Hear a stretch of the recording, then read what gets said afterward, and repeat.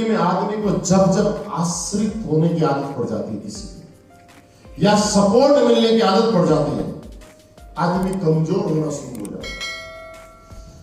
एक भी आदमी ऐसा नहीं है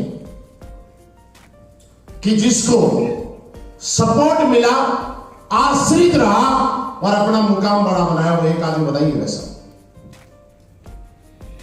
इस दुनिया में वही आदमी बड़ा है जिसने शुरुआत करके और अपने दम पे कुछ किया ना, उसको लोग आइडियल मानते हैं। आपको क्या चाहिए?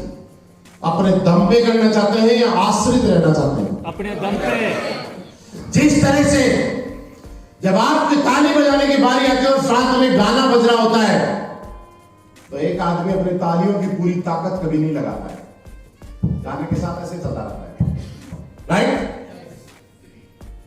Right yes. आवाज डाउन नहीं।